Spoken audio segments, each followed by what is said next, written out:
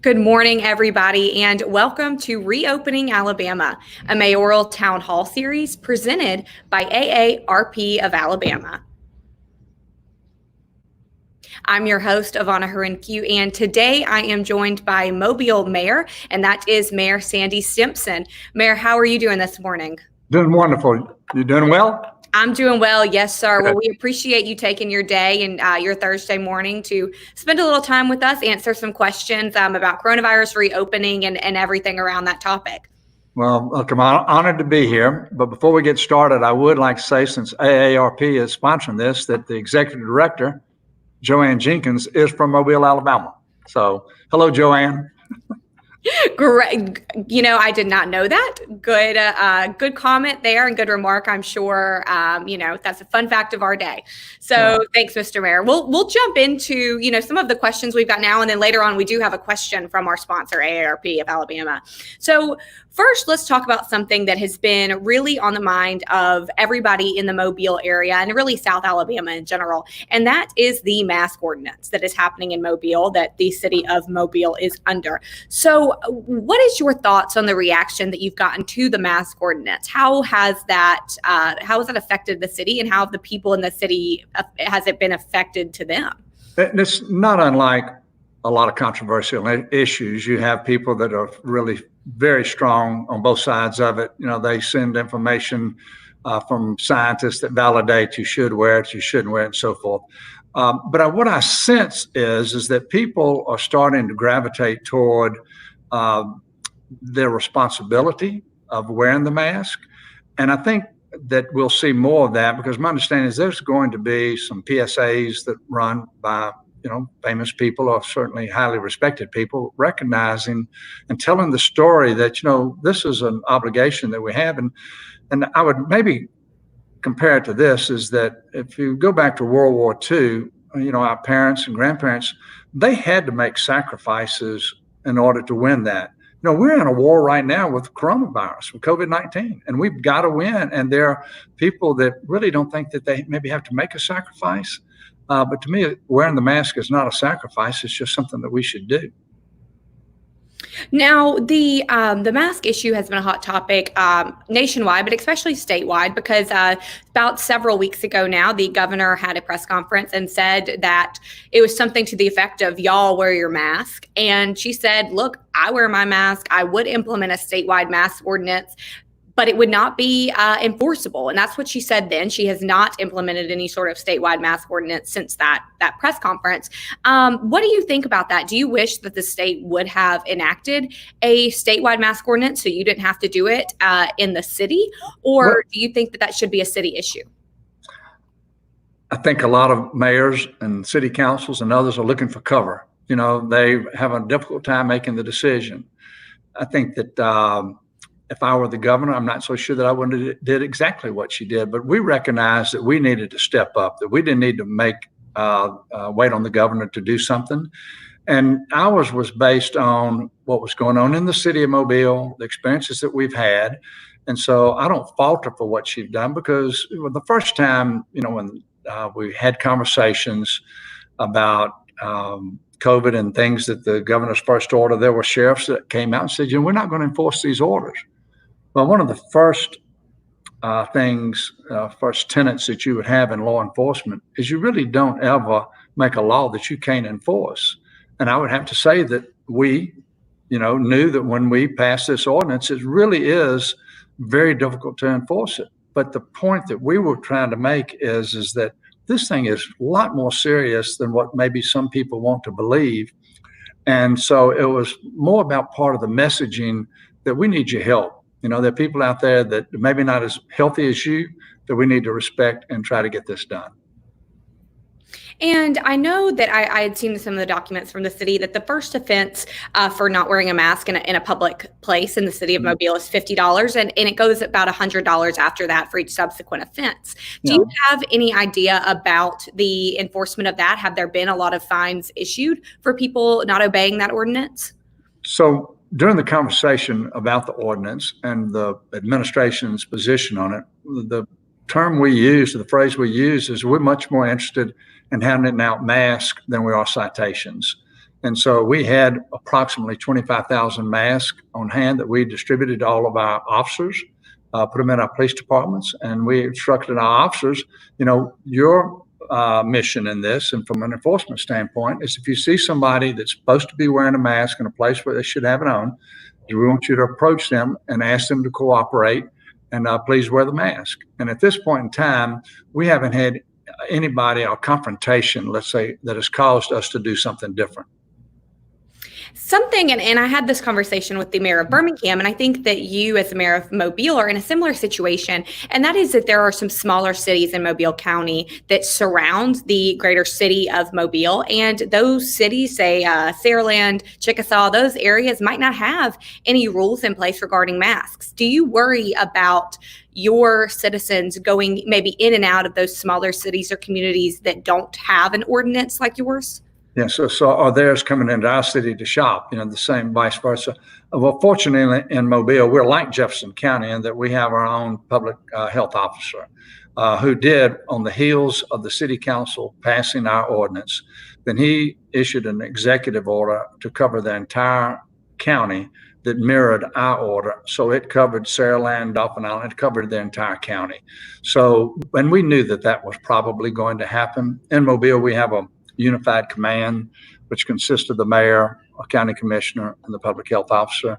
And we're communicating 2 or 3 times every week on what the direction we headed in. So we felt like that he would complement what we were going to do. And you talk about the direction you're headed. So let's talk about that. Today, the ADPH's color-coded risk map indicates that Mobile is Mobile County, which is where your city is located, is a very high-risk area. What do you think needs to be done and can be done in your city and in the surrounding cities in the county to get that high risk down a little bit? We don't have many offensive weapons. You don't have a vaccine. You don't have, there are some medicines that are out there that they're experimenting on trying to treat it. And so really about the only offensive thing we can do is to continue to preach the message of please wear your mask, wash your hands, social distancing. And so we will continue to beat that drum. And really, other than that, I believe, when I say it frequently, is the more people that have the disease, ultimately, the more people are going to get the disease. I mean, it's going to spread because there is nothing other than complete isolation that can keep it from spreading. And so, if you go back to the very beginning, we were trying to control the rate of spread. And that's why, you were trying to flatten the curve. And so now, because of COVID,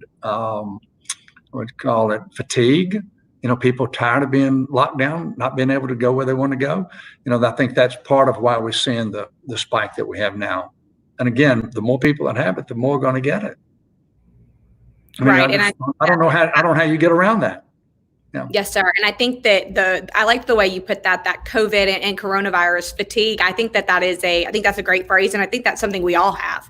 I don't think that, no matter your stance on a lot of things, I think we can all say that we all are ready and wishing that we had normal back. I don't think that is unique to anybody at this point, unfortunately. But I'm looking at some of our questions that I have written down here from our audience and from our social media. And regarding the cases, and like you said, the more people who have COVID, the more people who will probably get it. What is the capacity level like at Mobile's hospitals? And are you worried about the limited ICU bed capacity at the city's 4 hospitals? So it's changed tremendously in the last week. And we were having a conversation with the Unified Command this morning, and we didn't have the exact number of ICU beds at the time. It comes in a little bit later in the day, but obviously it is cause for concern. But the hospitals, during the first ramp up, they learned a whole lot about how to handle the disease, how to isolate the patients. At the time they had less PPE available. And so my hope is that from what they've learned, that they'll do a better job responding to the spike that we have. But yes, it needs to be a cause for concern. And another question we got is about tourism and about even business travel that comes through Mobile. This is maybe not people who live in the city or in the area surrounding the city, but who are coming from across the city or even other states and pass through the area. What have you seen in your city regarding tourism being decreased, I'm assuming, or what does that look like for you? So we're not a whole lot indifferent than some other cities that are somewhat situated like Mobile. Obviously, tourism is way down. And I think that if you were to look back 3 weeks ago, I believe that the mindset was a relaxation that maybe I can travel and I will travel and I will go to restaurants and all. But I was looking at some data yesterday from some recent polling that shows that with this recent spike, that people's awareness is, starting to change, and they're thinking, well, maybe I'm not going to travel. Maybe I'm not going to go to a restaurant, and that's cause for concern. But I believe this, Ivana, is that all of us know what the exposure is now. I mean, you would have to have lived in a bubble, locked away somewhere, not to know that there's personal responsibility involved. Some people are willing to take the risk and travel, and some are not. But it's going to be down, and I don't see it spiking up anytime soon. I don't see the travel, spiking up anytime soon. Right. Understood. Another question regarding the just the economic impact, and that is, and I'm looking down at this question to make sure I get it worded the same way the person that asked it is, what kind of impact is the pandemic having on the city's budget? And are you concerned about city employees with furloughs, layoffs, anything like that? We'll begin by saying we were in very good financial shape beginning this. We had a surplus at the end of the last operating year, which will help us carry us through this year. And we've built a reserve even prior to that. So again, comparatively, we're in good financial shape to weather the storm. It depends on how long it lasts, So we're not looking at borrowing any money to make ends meet. At this point in time, we're not looking at furloughs to try to control costs. Now, we are controlling costs, but it's not through furloughs. But we do have a hiring freeze in place. So only really, really crucial and essential jobs can be replaced. And we're watching just what we're spending. But we've operated pretty close to the vest for the last 6 years, and I think we're going to be able to benefit from that right now. Absolutely. Well, we have something that unfortunately we know about coronavirus. We might not know a lot of things. We do know that our older generation is more susceptible and is the most vulnerable population right now. So a representative from AARP of Alabama has a question for you, Mr. Mayor, regarding those that vulnerable population. Okay. Hey, Mayor Stimpson, and I bring you greetings from our CEO, AARP CEO Joanne Jenkins, who is a native of Mobile. We are proud to say it. So thank you for joining us today. Yeah. I have a two-part question for you. So Okay. How have seniors been affected in Mobile, and what is being done specifically for seniors to ensure that they are receiving what they need during this time? So I would say that we're in the city of Mobile, that we were really a little bit slow on the takeoff as far as our assisted living facilities, which includes the nursing homes. I think for them recognizing really what they needed to do. Maybe it was because of misinformation that they were processing to see what their responsibilities should be. But we got hit hard, like a lot of cities did. But we were able to, through, I will call it mobile testing. I mean, the city actually, we really engaged in working with one of the hospitals, and we set up the drive-through facilities, and we actually had take our drive-through and put it at the nursing home, to try to help. We did the same thing with our jail. So, we up until recently had thought we had it contained, but in the last couple of days, it looks like there's been one facility, that has started ramping up again. But to me, it comes down to the management at the facility and how serious they took their responsibility on their employees, coming and going, on deliveries coming and going. And so a week ago, I'd have said, Candy, we've done a real good job with our seniors. We've learned a hard lesson early on. Okay. But right now I'm starting to get concerned about, where we are today and what does the next 2 weeks hold. Thank you, Mayor. Yeah. Thank you, Mayor. Thank you, Candy. You talk about the next 2 weeks and what they hold, and I think that a lot of people and a lot of city leaders are worried about that data and those numbers coming up after some summer holidays like July 4th and just some summer travel and things like that. Are you expecting a rise in coronavirus cases, or what do you expect when these numbers start coming out after Independence Day? I absolutely expect a rise. I mean, it'd be naive to think there's not going to be a rise. Now, today on a phone call with the Unified Command, I asked a question. I was asking it to myself also. Is that we put in an order to expire on the 31st, and so where do we think we're going to be on the 31st, and what are we going to do? What is our expectation? And I challenged them to write it down, because one of the things as elected officials is that we should be trying to manage expectations. Well, everybody in our community has kind of different expectations right now, but the leadership, we need to try to consolidate what we think we can do and how we're going to respond, in this next 2 or 3 week period, comes to an end.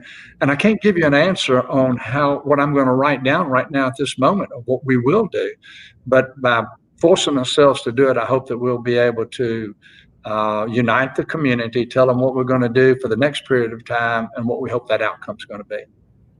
You talk about July the 31st, and we know what comes after July is August, and the back to school session starts. And that is a time that I think a lot of people and a lot of parents, educators, staff members are worried about.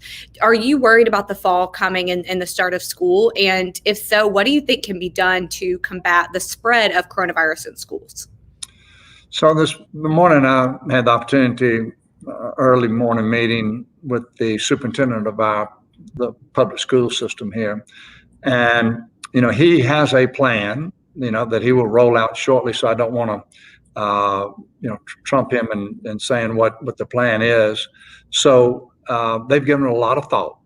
And his job may be more difficult than my job. I mean, any superintendent of education right now has got huge challenges because they have teachers who some cannot do without a salary, a lot of them, most of them. But then he has also a lot of teachers over 65 years old. And then they have the children, and you have children that really special needs that cannot wear a mask. So they're going to be juggling a lot of balls. And so as a community, as a society, we need to be very understanding of the challenges that we're going to have, because to not go to school is kind of not an option. You've got to figure out how to educate the children. And I'm going to be very careful before I start condemning anybody in the school system of the decisions they're trying to make based on the hand that's been dealt to them. Absolutely. They have a very tough job and trying to manage, especially younger children, keeping masks on or doing things like that, or social distancing sounds very difficult. I'm glad I'm not in that position. Yeah. Another question about the cases, and like you said earlier, which I thought was really insightful, about the more people who have the virus, the more people who will get it. And given the rise of these case numbers, are you thankful that there will not be a large political rally this weekend in your city? As previously discussed. Absolutely. I mean, just anytime that you have a bunch of people together, it's going to be, it's just going to spread the disease. That's my belief. Now, whether you can, and I'm not sure you can really abate it, by wearing the mask. I don't have the scientific evidence, but yes, I'm glad we're not having a political rally, is to answer your question. I know earlier you mentioned going out to restaurants and things like that. What have you personally done? Have you dined out in a restaurant, or have you dined on a patio or inside? What do you personally feel comfortable with? I've done all of that, and a lot of it has to do with who's operating the restaurant, whether they're following the guidelines. And so I've not been fearful of going in a restaurant, and getting the disease. And I'm at that vulnerable age, if you couldn't notice, but I don't think I have any underlying conditions. I would not have noticed at all. I've got several more questions from you. One, a little bit getting away from case numbers. This is an interesting question from one of our viewers, and he says that Mobile has been hanging a lot of hope on the aerospace sector, and it's one of the hardest hit. He named several places that have closed their Mobile office. Airbus has slowed down. Foley, Collins Aerospace, and Foley's laid off a lot of people, and it seems like that will take at least several years to get back on the right track for this industry. Are you worried about seeing that area and that sector slip away? No, my crystal ball doesn't tell me exactly what's going to happen. I do not think it'll slip away. I think it will take some time to recover. But I believe that once the virus, I'm not going to say it'll be necessarily the herd immunity, but at some point, I think that it will come back more quickly than what some predict. Because when people make up their mind to travel, now the problem is going to be, it's much easier to shut something down to start it back up. Thus far, Airbus, they've been a little bit of curtailment, was shut down for a couple of weeks, but they're still manufacturing airplanes, and Mobile has a very, very bright future in aerospace because of Airbus and Continental and some other associated businesses. And final question for you that I have asked all of the mayors that have appeared on our series here, and that is about the handling of this pandemic from the state level. So if you had to, what grade would you give Governor Kay Ivey on her handling of the pandemic? Well, I believe in supporting those that that are your, she's not, I don't report to the governor, but in the kind of the chain of command, she's very important, and I don't want to be critical of it. So I would say that I give her a good grade. I know that it's a very difficult position because you have your metropolitan areas that are so much different than the rural areas, and trying to have the uniformity across the state to have a masking ordinance. That's a difficult, thing to order. And she may get to the point where she does that, but I support what she's done.